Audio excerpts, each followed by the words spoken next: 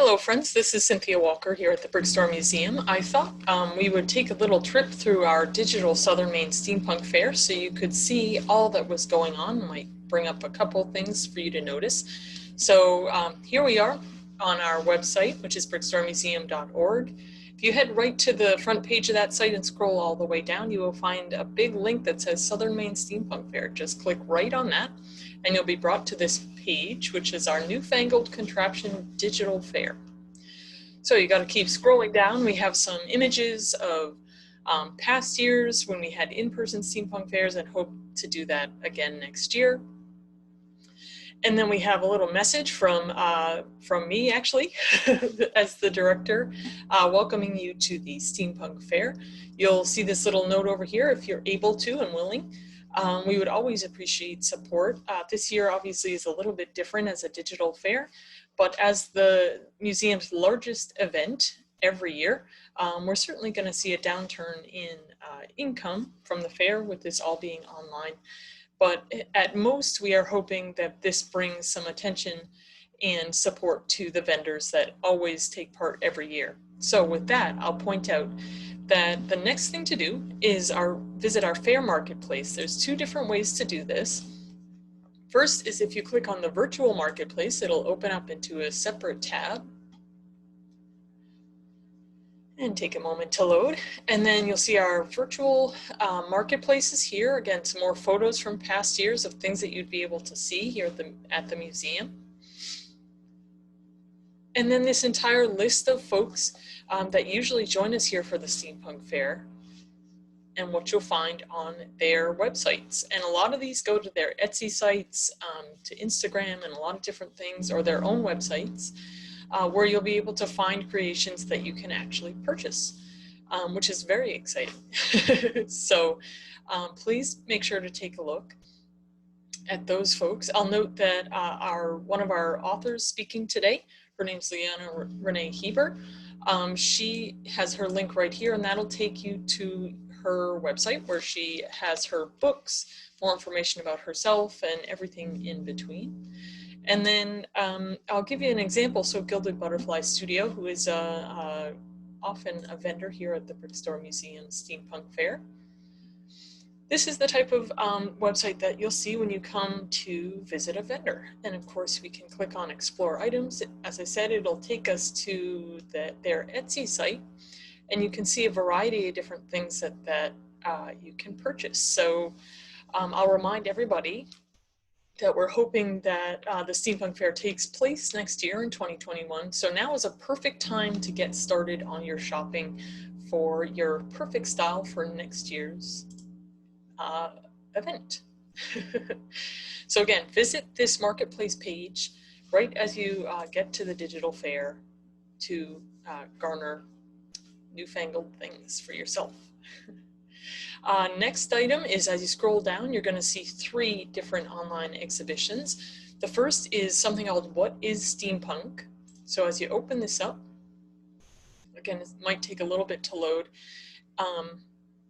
As you might guess, there is a whole ton of videos and photos and links and everything that's going along with this digital fair, so it's going to take a little bit to load on your computer.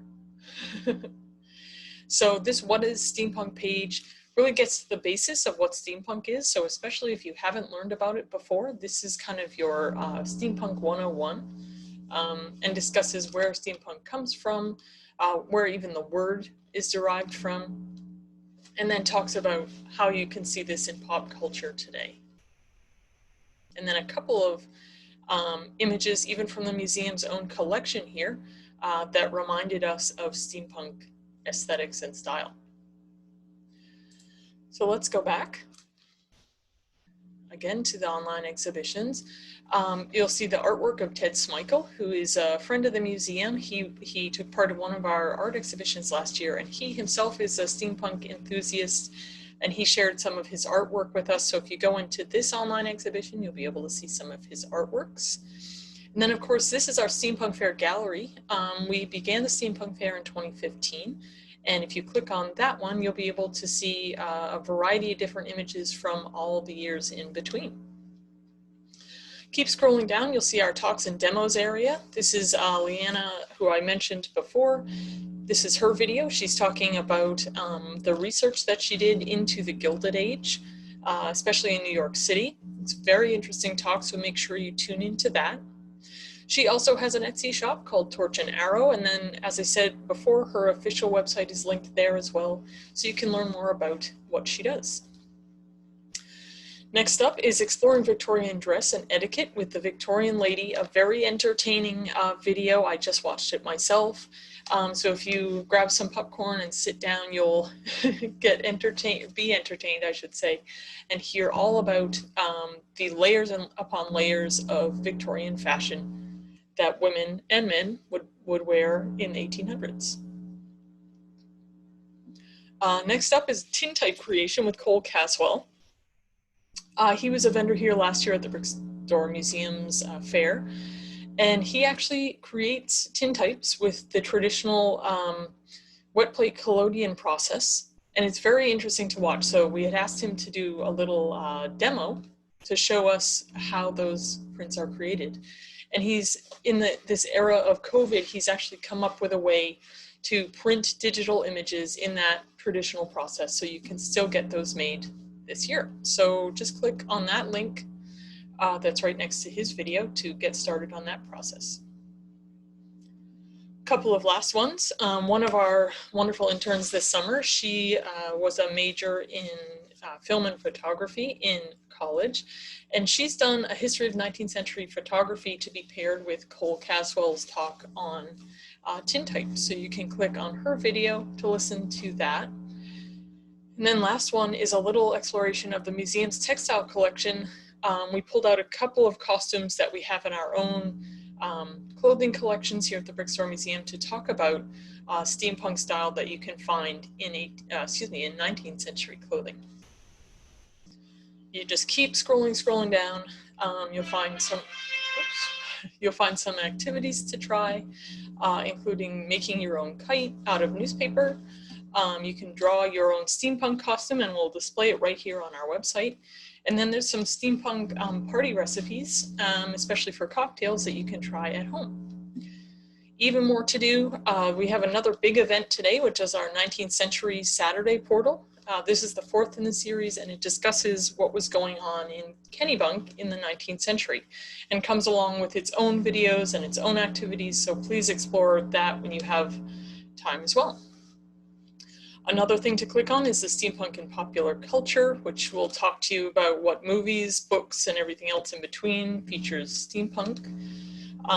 We have, it's another reminder for our steampunk market that we looked at the beginning. The museum certainly has some Steampunk Fair logo merchandise that you're welcome to support us with.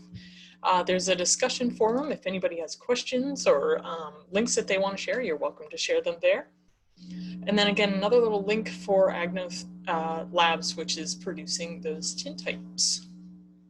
And then our costume contest finalizes the digital fair this year. So if you're looking to take part in the costume contest, or just want to share a picture of yourself in your best steampunk attire, feel free to send that to us at info@brickstoremuseum.org, and we will put it right up on the site. So once again, thank you for joining us at the Steampunk Fair today, and we will see you soon here at the museum.